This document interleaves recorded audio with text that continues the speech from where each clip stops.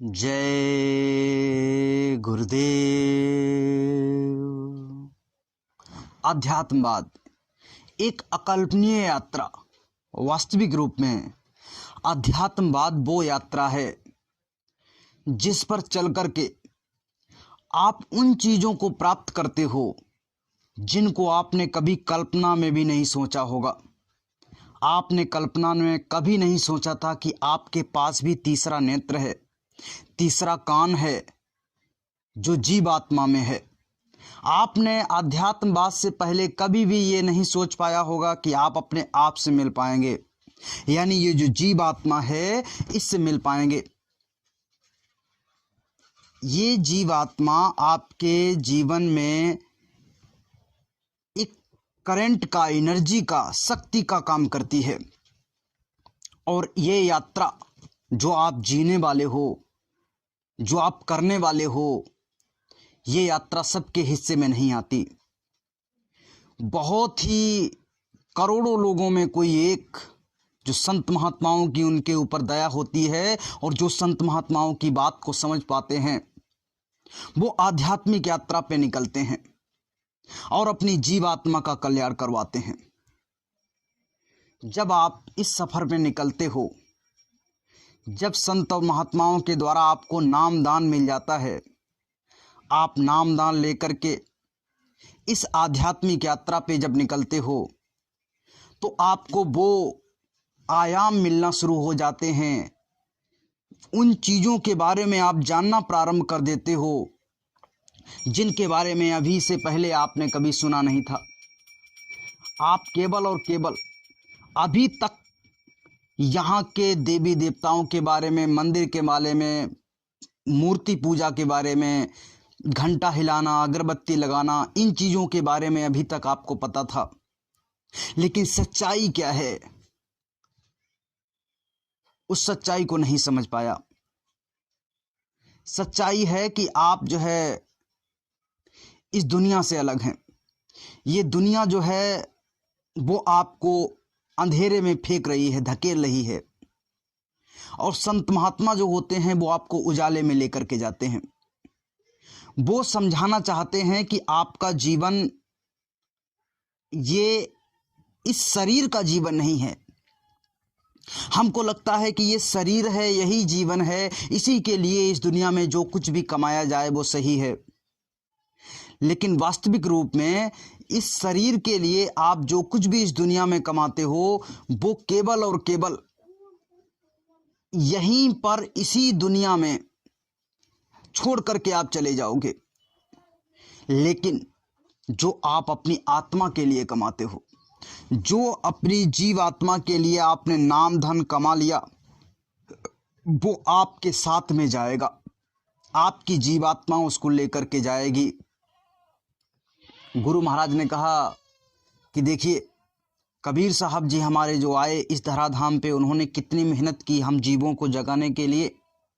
सबसे पहले वही संत आए जिन्होंने आध्यात्मिकता को इस धरती पे, इस दुनिया में लोगों को बताना शुरू किया, समझाना शुरू किया। लोगों ने विरोध किया क्योंकि सब मूर्ति पूजा और मंदिर पूजा में बिजी थे। सब ये समझते थे कि इन्होंने जो बताना शुरू किया है ये केवल आडंबर है। लेकिन सच्चाई ये थी कि कबीर साहब जी ने जो बताना शुरू किया था वो जो है सही था, और जो दुनिया के लोग कर रहे थे वास्तविक रूप में वो आडंबर था।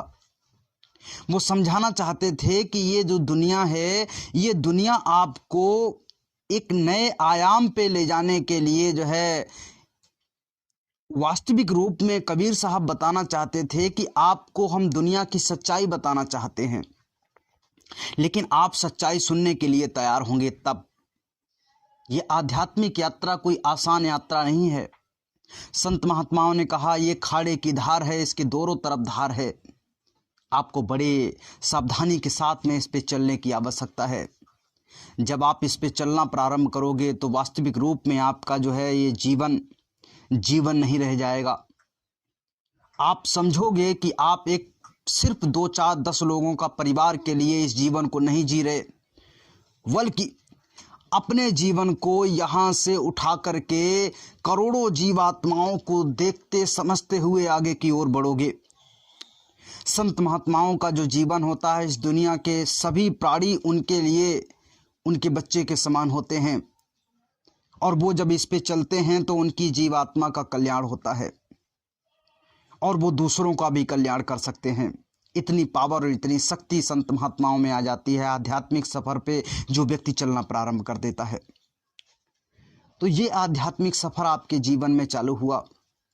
कबीर साहब जी ने कहा कि अगर आपने अभी इस यात्रा को शुरू किया है और अगर 10-15 साल में, 10 साल में, 5 साल में, 4 साल में, 2 साल में आगे आकर के आपकी मृत्यु हो जाती है, आपका जीवन समाप्त हो जाता है, तो आप जीवन में कभी भी उस चीज़ को प्राप्त नहीं कर पाएंगे जो आपको चाहिए था। लेकिन अभी आपने जो प्राप्त करना शुरू किया है वो आपके जीवन का एक मूलभूत लक्ष्य है, एक मूलभूत चीज़ है।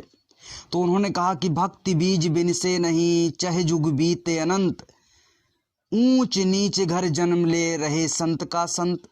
यानी कि हम जो है अपनी जो भक्ति का बीज आपने अभी बोया है, अभी आपने आध्यात्मिक यात्रा जो शुरू की है, अगर कुछ समय के बाद में आपका जीवन अगर समाप्त हो जाता है, इसके बावजूद आप जो है इस यात्रा को शुरू रख सकते हो। मतलब आप जब इस शरीर को छोड़ करके दूसरे शरीर में प्रवेश करोगे तब भी ये संत महात्माओं का बीज होता है, ये कभी खत्म नहीं होता, ये दोबारा से वहाँ से शुरू हो जाएगा और आपकी यात्रा वहाँ से फिर शुरू हो जाएगी। यानी कि ये जो आध्यात्मिक यात्रा है ये छोटी मोटी यात्रा नहीं है, आपके जीवन की सबसे बड़ी यात्रा है। और इस यात्रा पे आप अगर निकलोगे तो इस जीवन में आपने जो कुछ भी कमाया है वो अगले वाले जीवन में आपका ऐड हो जाएगा। और ये केवल और केवल संत महात्मा कर सकते हैं। वाद बाकी आप इस दुनिया में जो कुछ भी कमाओगे, या तो पाप कमाओगे या तो पुण्य कमाओगे। पाप कमाओगे तो आपको नरक 84 में जाना पड़ेगा, पुण्य कमाओगे तो स्वर्ग और वैकुंठ मिल जाएगा। लेकिन इसके जैसे कहा गया है कि पूर्ण छीड़े मृत्युलोके, यानी कि पूर्ण जब आपका छीड़ हो जाता है फिर से आपको मृत्युलोक में आना पड़ता है, और जब आप नरकों की यात्रा पूरी कर लोगे फिर से आपको इसी मृत्युलोक में आना पड़ेगा। यानी कि दोनों तरफ से आपको फिर से इसी मृत्युलोक में आना पड़ेगा। केवल आध्यात्मिक यात्रा ही ऐसी है जो आपको अपने घर तक ले जा सकती है। और वो जो आध्यात्मिक यात्रा पे आप चलना प्रारंभ करोगे वो संत और महात्माओं के सानिध्य में चलना प्रारंभ करोगे। संत और महात्माओं के अलावा आप कभी भी इस आध्यात्मिक यात्रा को शुरू नहीं कर सकते। भगवान श्री कृष्ण इस धराधाम पे आए और भगवान श्री कृष्ण ने आध्यात्मवाद के बारे में बताया, लेकिन आध्यात्मिकता को समझ नहीं पाए। आध्यात्मिकता क्या है? भगवान श्री कृष्ण ने किसी को बेवकूफ़ नहीं बनाया, उन्होंने सही बताया। उन्होंने कहा कि भाई आप जो कर्म करोगे इस धराधाम पे, कर्म प्रधान यहाँ पे बताया, और कर्म करोगे, कर्म के आधार पे आपको जो है दंड मिलेगा। अर्जुन के साथ में रात दिन रहे, सुबह शाम खाए पिए बैठे, इसके बावजूद अर्जुन और उनके भाइयों सहित वो नरक में चले गए। आप समझिए, भगवान श्री कृष्ण जिनके साथ में जीते जागते रहे वो नरक में चले गए। आप मूर्ति की पूजा करके सोच रहे हो हमारा उद्धार हो जाएगा, बिल्कुल नहीं। भगवान श्री कृष्ण ने जो कहा है उन बातों पे अगर आप चलोगे तो आपका जीवन का कल्याण हो सकता है। वो योगेश्वर थे, उन्होंने कहा था कि अपने योग के द्वारा अपनी जीवात्मा को हमारे धाम तक पहुंचाइए। अर्जुन ने जो वहां पे मार काट की, उन्होंने जिनको मारा उसका बदला उनको देना पड़ा, इसीलिए उनको नरक में जाना पड़ा। यानी कि जो भी व्यक्ति करेगा, जब राम अवतार में आए थे उन्होंने बाली को मारा, कृष्ण अवतार में आए तो उन्होंने अपने कर्म को चुकाना पड़ा। यानी कि उन्होंने स्टेटमेंट दिया, जब बहेलिया बन करके उनके कृष्ण के बदन को फाड़ा उतना ही दर्द उन्होंने सहन किया जितना बाली ने सहन किया था। यानी कि उन्होंने स्टेटमेंट दिया कि देखो भाई, मैंने खुद अपने कर्मों को चुकाया नहीं, बल्कि यहाँ पर आकर के मैंने अदला बदला पूरा किया। तो आप भी अपने कर्मों के आधार पे आपको जीवन मिलेगा, उसी के आधार पे आपको परिणाम मिलेंगे। इसीलिए इस आध्यात्मिक यात्रा को शुरू कीजिए, संत महात्माओं के शरण में जाइए। इस धरती पे बहुत सारे अच्छे संत महात्मा हैं, उनके चरणों में जाइए और जाकर के वहाँ पर संत महात्माओं से अपना जो है नामदान लीजिए, एक लक्ष्य लीजिए, मार्गदर्शन लीजिए और उस पर चलना प्रारंभ कीजिए।